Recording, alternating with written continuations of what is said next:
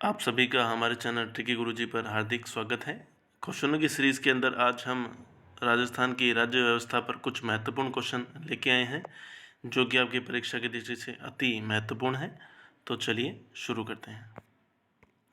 इसमें पहला क्वेश्चन क्या लिखा हुआ है कि आपका राज्यपाल की नियुक्ति में कौन सी योग्यता आवश्यक नहीं, वो उस राज्य का नागरिक हो, भारत का नागरिक हो, 35 वर्ष की आयु पूर्ण कर चुका हो या संसद के किसी सदन का सदस्य ना हो। तो इसकी नियुक्ति के लिए पहले मैं ये पता होना चाहिए, सबसे पहले यही पता होना चाहिए अपने संविधान के भाग 6 में, भाग 6 के अंदर अनुच्छेद 153 से 153 टू 160 टू 162 तक क्या लिखा हुआ है कि इसके अंदर राज्यपाल का उल्लेख किया गया है। उसके अंदर एक नियुक्ति का आता है, नियुक्ति आती है, जो यहाँ पे नियुक्ति लिखी हुई है प्रश्न के अंदर आपके, वो आती है आपके 157 में, 157 में नियुक्ति आती। उसकी क्या कंडीशन लिखी हुई है, वह लिखी हुई है कि वह भारत का नागरिक हो, वह 35 वर्ष की आयु पूरी कर चुका हो और वह कोई लाभ का पत्र धारण ना करता हो। तो इसमें पहली कंडीशन ये तो पूरी होती है, भारत का नागरिक हो और 35 वर्ष की आयु पूर्ण करता हो। इसमें एक और कंडीशन क्या लिखी हुई कि भारत के किसी सदन का सदस्य ना हो। यह कंडीशन कहाँ लिखी हुई है आपके 158 के अंदर, 158 में ये लिखा हुआ है। 158 के अंदर लिखा हुआ क्या है कि राज्यपाल पद की लिए शर्तें क्या होती है कि वह संसद या राज्य विधानमंडल का सदस्य नहीं होना चाहिए, जो कि आपके यहाँ डी ऑप्शन में लिखा हुआ है। तो यानी तीनों कंडीशन सही है इसके, यानी इसका आंसर क्या होगा आपका, आंसर आपका होगा इसके अंदर, आप ये ले लेते हैं पेन, इसका आंसर हो जाएगा आपका उस राज्य का, दिख ही नहीं रहा एक्चुअली, ये रहा। तो आंसर हो जाएगा इसका आपका ए, उस राज्य का नागरिक हो। ठीक है, उसका पहला आंसर हो जाएगा ये, उसे राज्य का नागरिक हो, तो राज्य का नहीं, वो भारत का नागरिक हो, राज्य का नहीं लिखा हुआ। ठीक है, अब अपना नेक्स्ट क्वेश्चन चाहते हैं। ओके गाइस, ये लिया।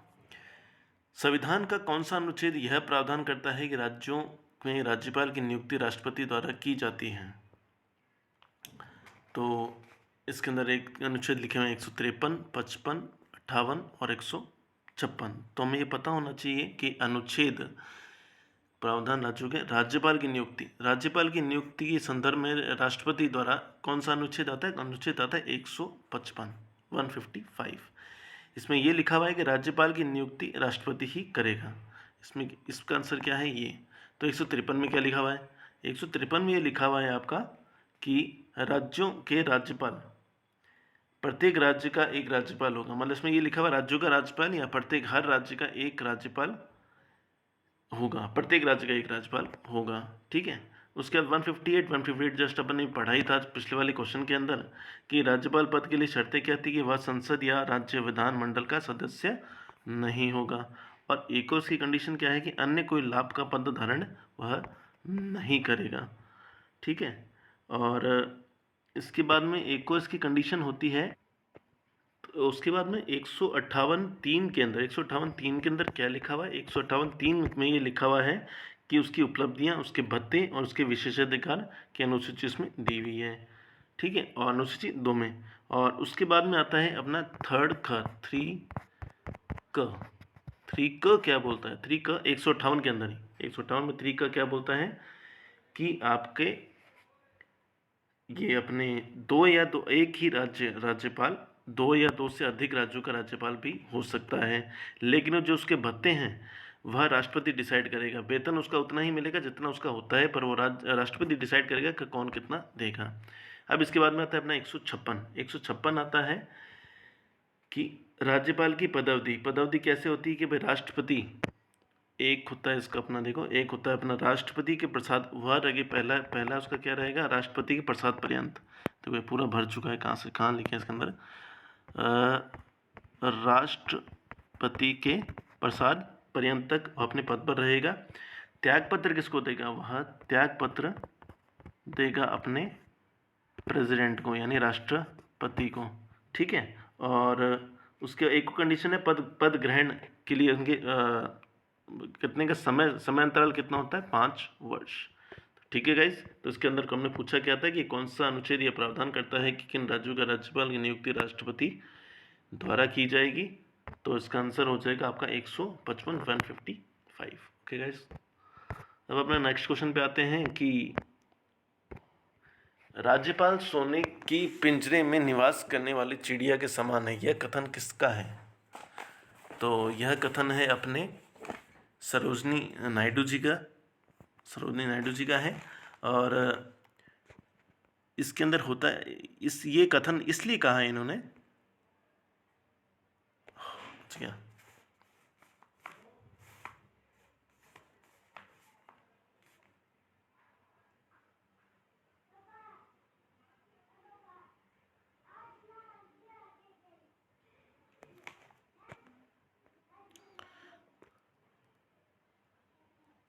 क्योंकि इसमें ये कहा गया है आपको कि, सॉरी फॉर इंटरप्शन,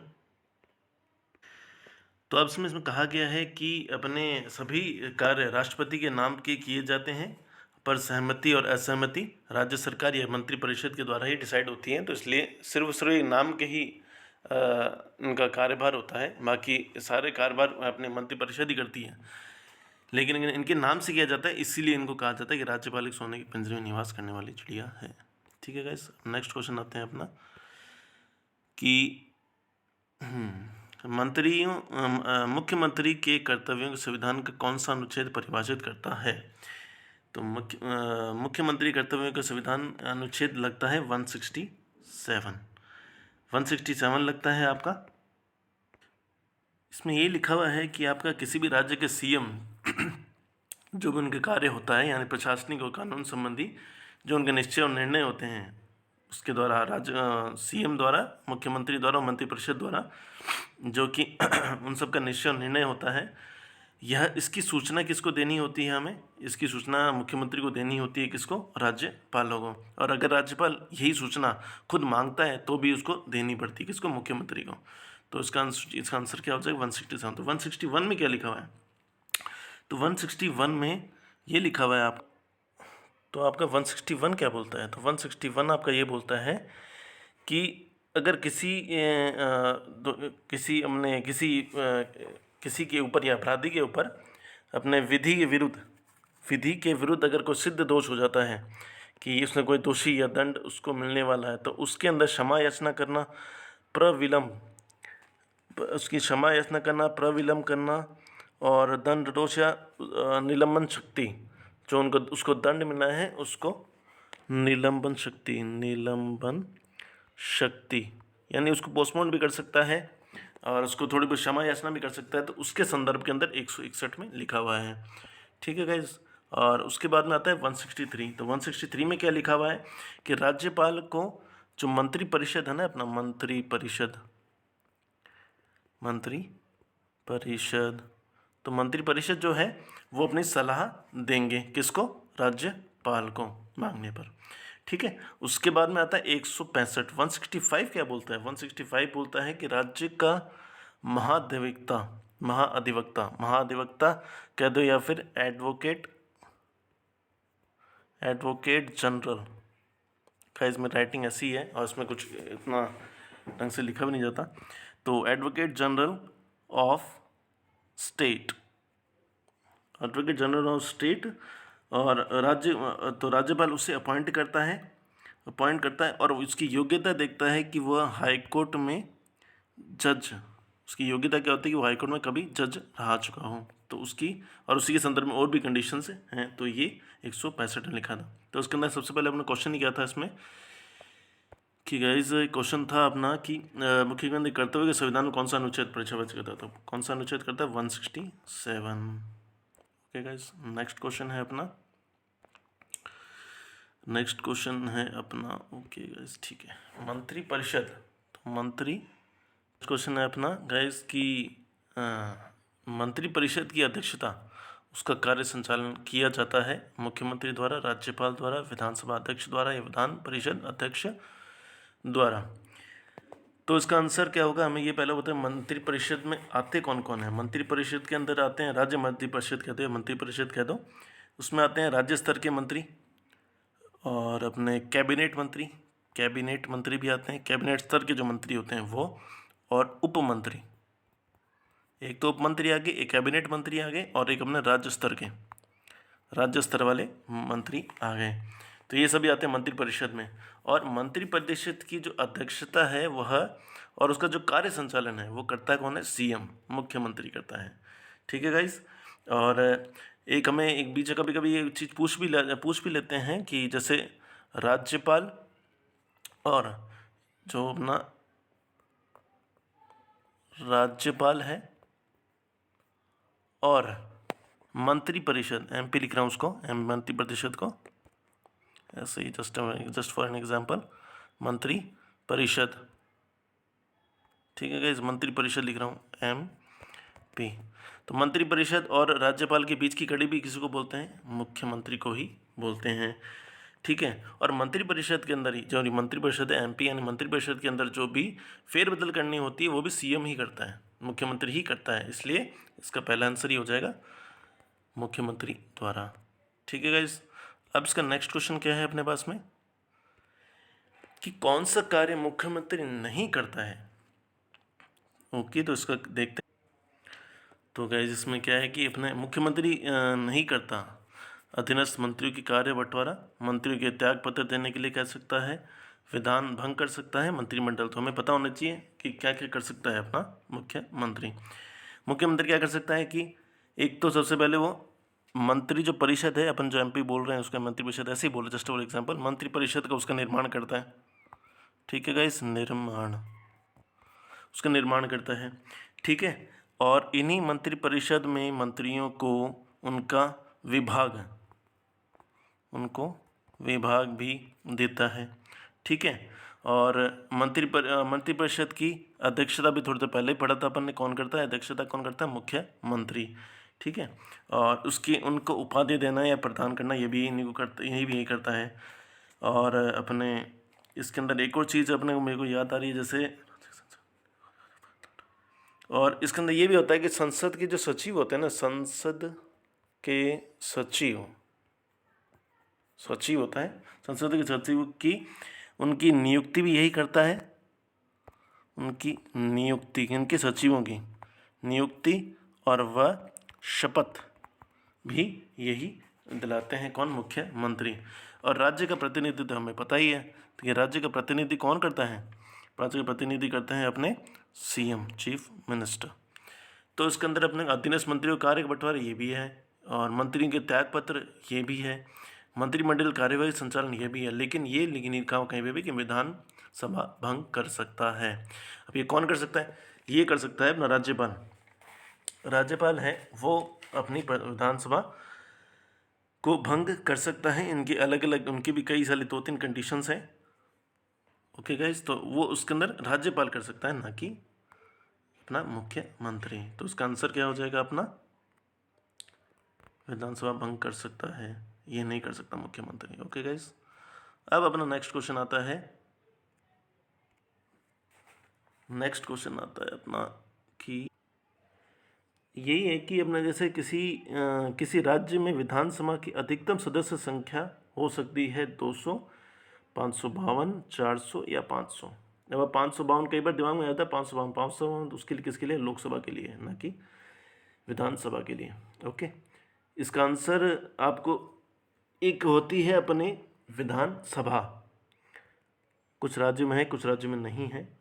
विधानसभा सभी में, विधान परिषद की बात कर रहा हूँ, विधान परिषद कुछ राज्यों में है कुछ राज्यों में नहीं है। ठीक है। तो विधानसभा को क्या बोलते हैं, विधान परिषद को क्या बोलते हैं?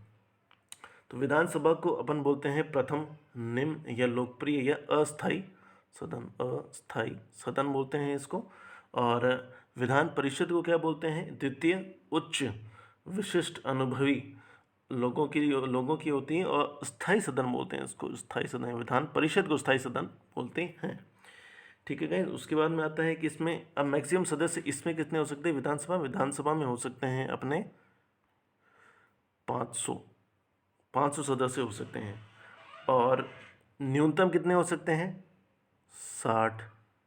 ठीक है गाइस। और अपने परिषद में कितने हो सकते हैं? ये होते हैं विधानसभा के 1/3, विधानसभा के 1/3 हो सकते हैं। और मिनिमम कितने होते हैं? 40। Okay guys. ये क्या हो गया, सॉरी फॉर इंटरप्शन।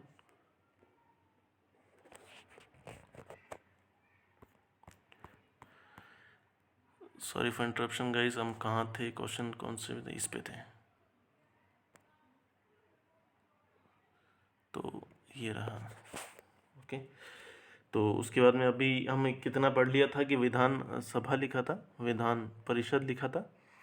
यहाँ पे अपने लिखा था जैसे अपने अस्थाई सदन होता है, अस्थाई सदन, और ये होता है अपना स्थाई सदन। इसकी होती है मैक्सिमम 500 और इसकी होती है 1/3 ऑफ 1/3 किसका होता है, विधान सभा का, ठीक है। और इसके अंदर होता है अपने न्यूनतम होते हैं 60 और इसमें होते हैं न्यूनतम 40, ठीक है गाइस। और अपवाद के स्वरूप के अंदर विधान सभा के अंदर, विधान ध्यान दीजिएगा, विधान सभा के अंदर बोल रहा हूँ, विधान सभा के अंदर कौन है, एक तो अपना है पुदुचेरी, पुदुचेरी, पुदुचेरी है, पुदुचेरी के अंदर कितने हैं 30। और अपने सिक्किम, एक है सिक्किम, सिक्किम में कितने हैं 32। और गोवा, गोवा बहुत छोटा राज्य है, हमें पता ही है, तो गोवा के अंदर कितने हैं 40। Okay guys. और एक मिज़ोरम भी रहता है, मिज़ोरम भी देख ही लेते हैं, मिज़ोरम में होता है, मिज़ोरम में है 40। और इसी तरीके से विधान जो परिषद है, विधान परिषद अगर एक ही अपवाद है अपना JNK, JNK के अंदर कितनी है 36। Okay guys. और तो विधान से कई पूछ लेते, विधानसभा में सबसे ज़्यादा मैक्सिमम सीटें हैं किसकी, तो सबसे ज़्यादा यूपी के अंदर है 403। और उसके बाद में आता है अपना पश्चिम बंगाल, अभी जो चुनाव हुए थे याद ही होगा आपको, पता ही होगा 294 थे, जिससे ममता बनर्जी जी जीत गई हैं। और एक है महाराष्ट्र, महाराष्ट्र के अंदर है 288 सीट्स हैं, ठीक है। और यह प्रतिनिधित्व होता है एक सदस्य 75,000 जनता के हिसाब से ये डिसाइड होता है। तो ठीक है गाइस, इसका आंसर हमें पता ही और लग गया होगा आपको कि इसका आंसर क्या होगा, इसका आंसर है 500। अब है नेक्स्ट क्वेश्चन अपना कि 25 राष्ट्रीय मतदाता दिवस मनाया जाता है। तो राष्ट्रीय मतदाता दिवस कब मनाया जाता है, 25 जनवरी, 24, 12 या 1। तो 25 जनवरी को एक तो अपना मनाया जाता है राष्ट्रीय मतदाता दिवस, और एक और मनाया जाता है राष्ट्रीय पर्यटन दिवस, ठीक है गाइस, पर्यटन दिवस मनाया जाता है। तो 24 जनवरी को क्या मनाया जाता है, 24 जनवरी को मनाया जाता है राष्ट्रीय बालिका दिवस, ठीक है गाइस। और उसके बाद में आता है 12 जनवरी, 12 जनवरी को कौन सा मनाया जाता है, राष्ट्रीय युवा दिवस, ओके गाइस। और 1 जनवरी को क्या, 1 जनवरी को क्या मनाया जाता है अपना, 1 जनवरी को मनाया जाता है अपना विश्व परिवार दिवस, विश्व परिवार दिवस।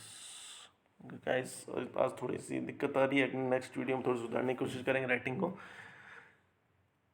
आपको होने वाली असुविधा के लिए खेद है हमें, पर समझाना तो पड़ेगा ही आपको। ओके गाइस, अब नेक्स्ट क्वेश्चन है अपन 1959 के अंदर।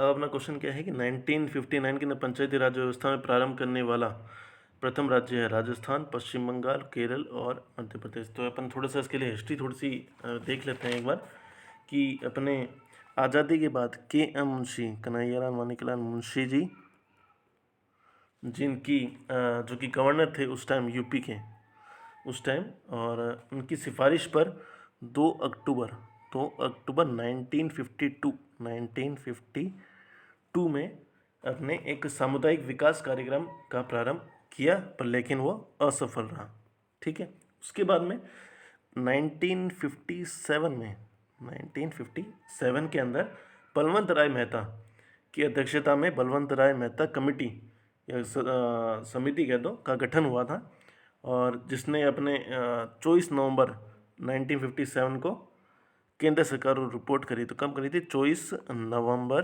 1957 को रिपोर्ट करी थी और सौंपी थी, और इससे यहाँ की अपने पंचायती राज की व्यवस्था की शुरुआत हुई थी, ठीक है। तो सर्वप्रथम सर्वप्रथम अपने नागौर जिले के अंदर, राजस्थान में नागौर पड़ता है, नागौर में एक स्थान है बगदरी गांव, बगदरी तो बगदरी गांव है, बगदरी गांव के अंदर में 2 अक्टूबर ये 1959 है तो सही, पर कब पूरी डेट क्या है उसकी? 2 अक्टूबर 1959 है उसकी, ठीक है। और 2 अक्टूबर 1959 में नेहरू जी द्वारा किया गया इसका शुभारंभ, यहाँ से पहली बार, प्रथम बार, ठीक है। और सॉरी, और 11 अक्टूबर को इसी के साथ में एक और, कई बार पूछ लेते हैं कि एक और इसी के थोड़े दिनों बाद में ही 11 अक्टूबर को पश्चिम बंगाल के अंदर शाहनगर में पंचायती राज व्यवस्था लागू हुई। तो इसमें कई बार क्वेश्चन पूछ लेते हैं कि पंचायती राज व्यवस्था लागू करने वाला पहला राज्य, तो पहला राज्य या प्रारंभ कर दो, प्रारंभ तो अपने राजस्थान से हुई थी, लेकिन एक और था इसके अंदर कि अपने इसको पूर्ण रूपेण से पूरे अपने राज्य के अंदर लागू करने वाला कौन सा था, तो आंध्र प्रदेश था, ठीक है गाइस। और इस समय जिस टाइम अपने ये पंचायती राज व्यवस्था लागू हो रही थी, उस टाइम में सीएम थे अपने मोहनलाल सुखाड़िया, और राज्यपाल थे अपने गुरुमुख निहाल सिंह, और पंचायती राज मंत्री कौन थे? नाथूराम मिर्धा, ठीक है गाइस। अब अपना नेक्स्ट क्वेश्चन है,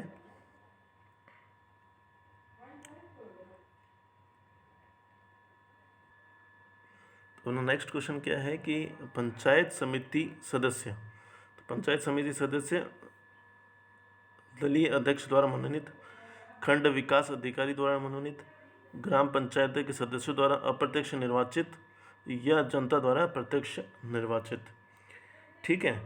तो इसका आंसर सबसे पहले जानने के लिए पहले अपन को अंदर क्या करना होगा, इसके अंदर एक थोड़ी सी जानकारी ले लेते हैं कि अपने पंचायती राज व्यवस्था के अंदर 3 भागों में बांटा गया था। एक भाग था अपना ग्राम पंचायत, और एक था अपने पंचायत समिति, पीएस लिख देते हैं इसको, पंचायत समिति, और एक जिला परिषद, ये 3 भागों में बांटा गया था, ग्राम पंचायत, पंचायत समिति और एक जिला परिषद, ठीक है गाइस। तो इसके अंदर क्या था, ग्राम पंचायत को क्या बोलते थे? निम्न स्तर पर निम्न संस्था, सबसे नीचे वाले स्तर पर कौन सी होती है? निम्न स्तर निम्न संस्था। और अभी अपने क्वेश्चन किस पर? पंचायत समिति पर, तो ये है खंड स्तर पर मध्य संस्था, खंड स्तर पर, ये तो खंड स्तर पर होती है मध्य संस्था, और जिला स्तर पर ही होगी, और इसे बोलते हैं उच्च संस्था, ठीक है गाइस। तो अभी तो इसके अंदर अध्यक्ष होते हैं अपने, तो इसमें अध्यक्ष होता है प्रधान या उप प्रधान। तो अध्यक्ष कौन होते हैं इसके अंदर? समिति के बारे में जान ही लेते हैं, पंचायत समिति के बारे में, कि अध्यक्ष कौन होता है इसके अंदर? एक होता है प्रधान और एक होता है उप प्रधान, ठीक है गाइस।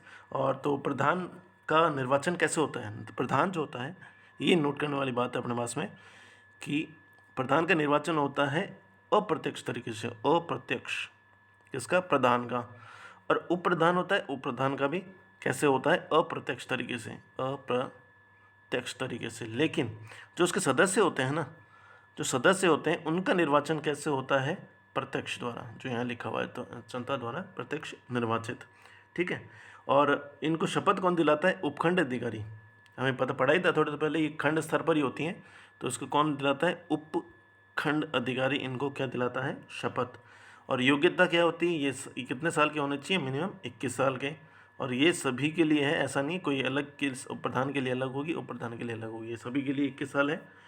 और त्यागपत्र किसको देता है? तो प्रधान, जो अपना प्रधान है, वो प्रधान देता है अपने जिला प्रमुख को देता है, और उप प्रधान और उसके सदस्य, भाई एक जिला प्रमुख तो क्या नहीं है, प्रधान तो देता है जिला प्रमुख को, और बाकी के जो सदस्य और उप प्रधान है ना, ये सभी देते हैं किसको? अपना प्रधान को त्याग पत्र। तो इसके अंदर पूछा ही क्या था अपने को? जनता द्वारा प्रत्यक्ष पंचायत समिति के सदस्य होते हैं दलीय, खंड विकास अधिकारी द्वारा, ग्राम पंचायत, या तो अपन पढ़ ही लिया कि इसका आंसर क्या होगा अपना? जनता द्वारा प्रत्यक्ष निर्वाचित। ओके गाइस, अब अपना नेक्स्ट क्वेश्चन है। ओके गाइस, क्वेश्चन की सीरीज यहीं पे खत्म हुई है। Like and share Chiki Guruji channel. Thanks for watching, keep supporting us, और अपना ध्यान रखिए, अपने परिवार का ध्यान रखिए, और वैक्सीनेशन ज़रूर करवाएं।